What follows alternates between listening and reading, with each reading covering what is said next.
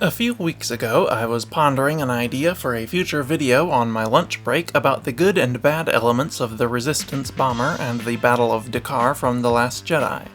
One of the pros I thought of was that it tries a different kind of battle scene. We've seen plenty of Ywings in action, nearly always in scenes inspired by torpedo bombers and dive bombers of World War II, but instead of doing that again, the Battle of Dakar took inspiration from the heavy bombers of the European theater. But then I realized, hey, that's a way more interesting idea for a video. There are a lot of cool real-world comparisons to look at.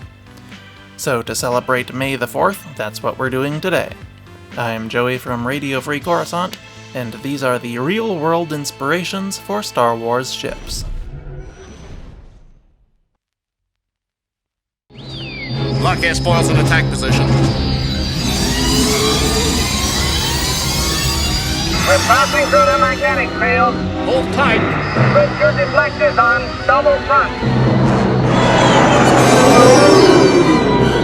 at the size of that thing. Cut the throttle red too. We may as well start with the Y-Wing that inspired the video topic. I don't think the Y-Wing is based on any specific World War II plane like most of the ships coming up are, and while I did have to cut other tenuous or generic connections like this for time, I had to keep the Y-Wing. It is a fighter bomber, and we typically see it using torpedoes, so there are several planes you could compare it to.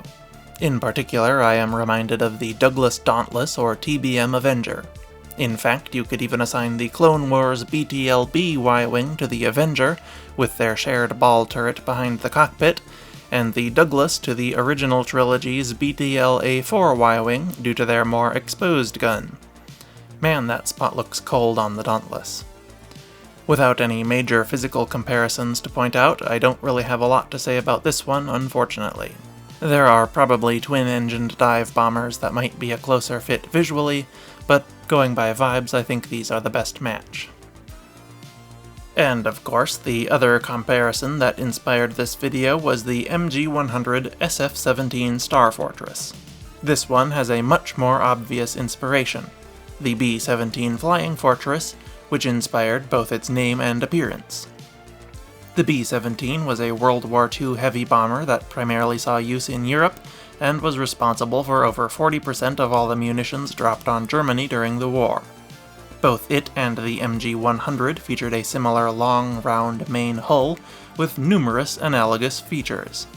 Both craft had a tail gunner, a ventral ball turret, and a round dorsal turret. The MG-100 had two fins holding additional cannons at the rear where the B-17 had its tail wing, and wings in about the same place as the B-17's, though obviously much smaller. That's about as far as the physical similarities go, but both craft were heavy bombers. Somewhat slow, though not so much for the B-17, vulnerable and requiring a fighter escort, but packing an enormous payload of bombs. I'll go into more detail on my thoughts on this comparison in the video on the Starfortress, whenever I get around to that, but I will say that I really appreciate them replicating a different style of combat for the Battle of Dakar, even if the end result was perhaps not the most well-executed battle in Star Wars. But the Starfortress wasn't the only ship inspired by the B-17. The MG-100's more well-loved cousin was the VCX-100. The most prominent shared trait between it is the nearly identical design for the nose, with the cockpit sitting a short distance above and behind the nose gunner's bubble.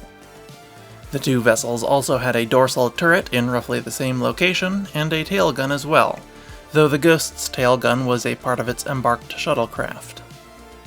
When the Ghost crew upgraded to a Sheathipede shuttle instead of the original, it even gave the ship a vertical fin like planes like the B-17 have.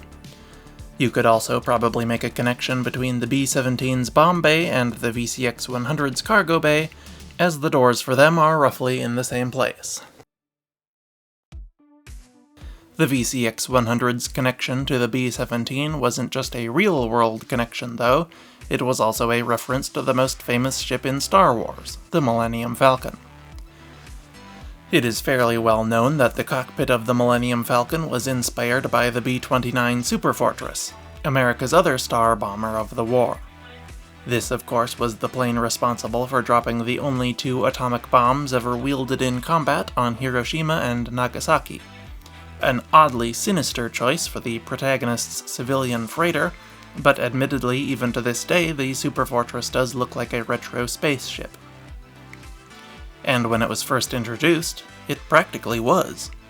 It was one of the first planes in general, and the first bomber to have a pressurized cabin, allowing the crew to wear much lighter and more comfortable uniforms, and allowing the plane to fly much higher. It also had remotely controlled gun turrets all over the plane, allowing one gunner to operate multiple turrets through the use of a brand new analog computer. So while it was long retired by the time Star Wars rolled around, I can see why they chose it as the inspiration for a literal spaceship. Another bomber-inspired ship might be the Razor Crest. This one is just my own observation, but I believe the Razor Crest was inspired by the B-25 Mitchell bomber. This has been one of my favorite planes since seeing, and more importantly hearing one, at an airshow as a child. They served in all theaters of the war, and were most famous for their use in the ambitious Doolittle raid on Tokyo. Looking at the two side by side, I am now less sure of this one, but when The Mandalorian first came out, I was convinced. They both have long, rectangular, metallic hulls, 2 huge round engines, and very prominent cannons on either side of the cockpit, at least on some B-25s. The cockpit even looks similar if you cut off the nose gunner / bombardier station. I don't know, I guess. Let me know if you think I'm onto something here. The Razor Crest's design brief directed Ryan Church to draw inspiration from the A-10 Warthog, with which it shares the large round engines and little else, but the designers did also draw from World War II plane aesthetics, so I can only assume this was one of them. The K-Wing from Legends was also based on the A-10. I'm not going to spend much time on this one because, well, look at it. That just is an A-10.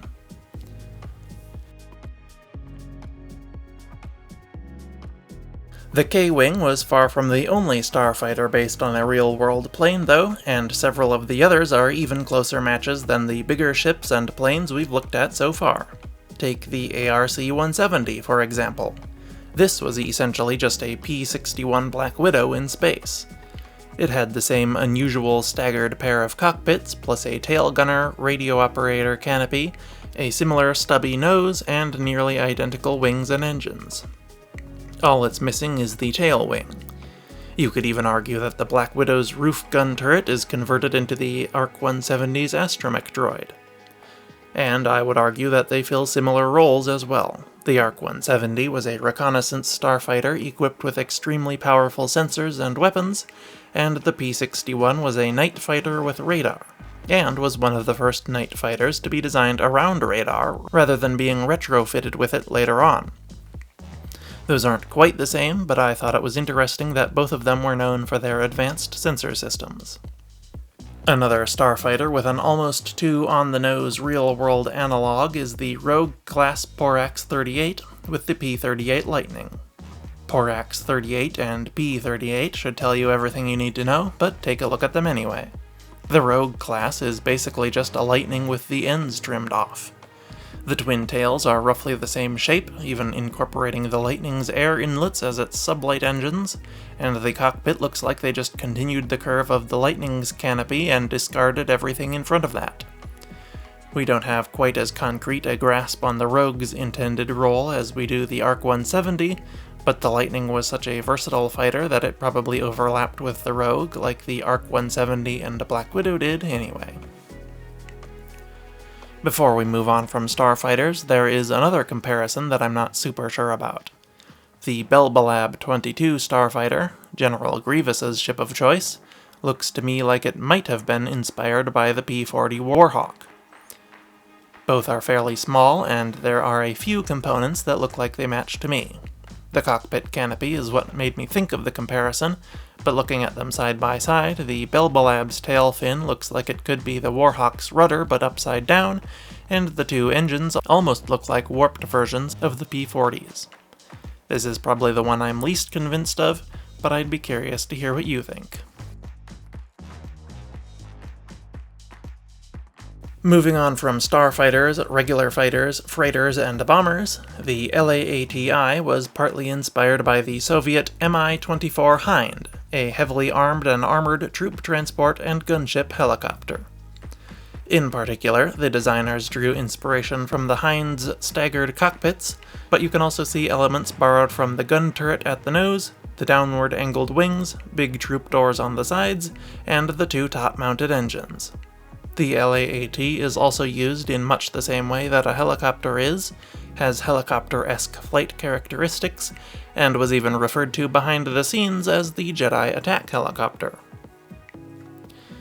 While the LAAT-I took inspiration from the Hind, the LAAT-C was inspired instead by the Sikorsky S-64 Skycrane. Its underside is cut out exactly like the Skycrane's, and its ATTE clamps are in roughly the same position as the Skycrane's rear landing gear. The Sinar Chal Utilipede transport appears to be inspired at least partly by the Skycrane as well. Its shape is much more different, and it is not a heavy-lift vehicle by any stretch of the imagination, but I think the choice to have the cutout section in the hull for cargo containers was almost certainly influenced by the Skycrane. And finally, the last ship I want to talk about is the J-Type 327. Actually, I probably don't even need to talk about it, it just straight up is the SR-71 Blackbird, just at twice the size and with tails instead of vertical stabilizers on its engines. I don't know what compelled them to paint a Cold War spy plane chrome and call it a royal transport, but I'm glad they did, because it turned out great. And those were all the real-world inspirations for Star Wars ships that I could find. There were a couple more tenuous ones I left out. For example, I read somewhere that the TIE Fighter's iconic engine sound was inspired by the German Stuka dive bomber, but I couldn't find that information back when I went looking for it. The sound effect isn't actually created from the Stuka's dive sirens, and it doesn't resemble a TIE Fighter visually, so there wasn't any point in including it in this list. I also need to mention that the whole trench run scene in the original film was based on the Dam Busters raid and accompanying 1951 film, but I couldn't exactly say that the X-Wing or Y-Wing were based on the Lancaster bomber when their appearance and combat roles were completely different. I almost included the X-Wing with a comparison to the Spitfire fighter in reference to its British routes through the Dam Busters, but I decided that it would be best to limit the video to ships with specific visual references. Then there's also the UT-60D Ywing, which was loosely based on helicopters like the UH-1 Iroquois, and you can kind of see the connection in some of the concept art, but as the ship developed, the helicopter aspects were worked out of it, and the final product doesn't resemble one at all. So anyway, that's all I have for you today.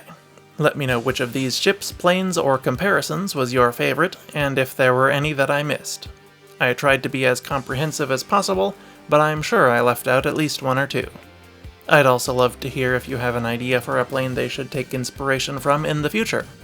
Personally, I'd love to see a ship based on the B-24 Liberator bomber, specifically the B-24J with its funky-looking nose turret. That would be right at home on a Star Wars ship. Anyway, please like the video to show your support and subscribe so you don't miss future Star Wars content. Finally, have a great May the 4th, and I will see you next week. May the Force be with you. RFC, out.